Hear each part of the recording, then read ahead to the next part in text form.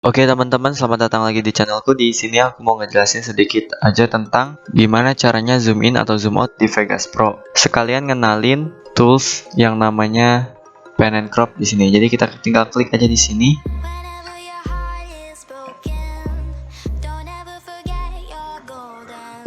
Nah, di sini ada position yang ini. Nah, di sini ini namanya keyframe.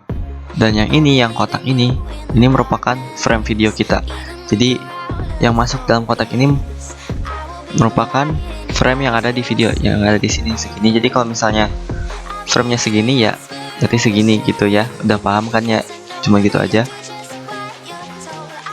Nah, gimana caranya zoom in? Nah, kita tinggal taruh keyframe 1 begini, keyframe 2 misalnya di detik ke segini, keyframe 2 nya. Nah, kita tinggal kecilin aja. Nah, jadi dari keyframe 1 yang framenya segini ke keyframe 2 yang framenya segini akan tercipta gerakan kayak gini. Bentar. Akan tercipta gerakan kayak ngezoom gitu.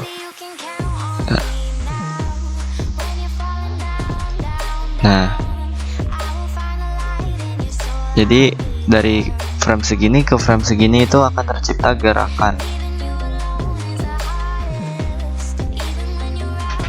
Nah, kalau zoom out ya tinggal kebalikannya, keyframe satunya yang kecil ya keyframe 2 nya yang besar seperti itu. Nah, pemfungsiannya bukan cuma pada zoom in atau zoom out, tapi bisa juga misalnya dari sini, dari kiri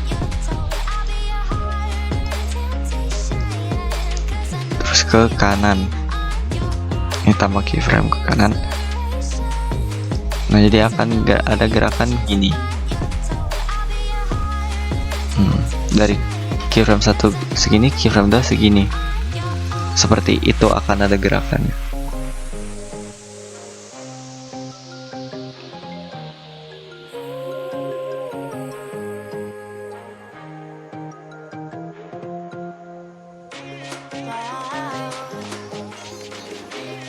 Nah, oke, jadi sekalian ngenalin basic dari keyframing.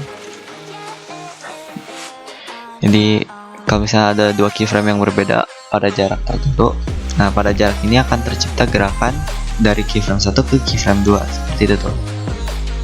Nah, oke. Nah, di sini ada beberapa tools.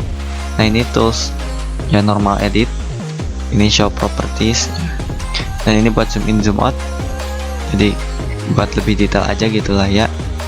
Ini bisa diabaikan karena cuma scroll up, scroll down juga udah bisa. Nah, ini ada snapping. Jadi snapping itu kayak kalau misalnya kita tarik itu kayak ada patokannya gitu, yang narik kita ke titik tertentu. Nah, jadi ada patokannya gitu, di kaku. Nah, kalau misalnya di off kan, nah kita jadi lebih fleksibel zoom in atau zoom out atau gerakannya gitu. Oke.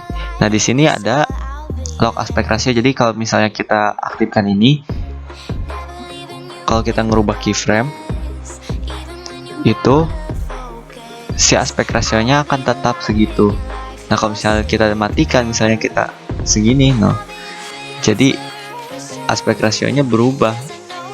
Tuh, jadi ketika gerak ke keyframe yang aspek rasionya segini, jadi akan ya kayak gini lah. Udah paham kan lah ya? Jadi kalau misalnya kita balikin lagi aja ke 16:9, kalau misalnya kita aktifkan walaupun kita pakai gini, aspek rasionya akan tetap. Nah, yang di sini size about center. Jadi kalau kita aktifkan gini, kalau kita kecilkan, nah titik tengah ini akan tetap di tengah. Jadi perkecilannya atau perbesarannya itu mengikuti posisi yang di tengah, patokannya di tengah. Nah, kalau misalnya kita nonaktifkan, nah si titik tengahnya ini bisa berubah, jadi gak mengunci di tengahnya ini. Nah, yang ini move freely. Kalau misalnya gini, jadi move-nya gitu bebas, bisa ke atas, kita mau pindahin posisi keyframe-nya di mana terserah. Nah, kalau misalnya gini, move in X only, jadi cuman bisa di sumbu X aja. Kalau misalnya kita tarik ke atas punya, gesernya cuma di sumbu X aja, kayak gitu. Nah, kalau misalnya gini, di sumbu Y seperti itu. Oke, sekian dulu video kali ini. Komen kalau ada pertanyaan, subscribe jika mau.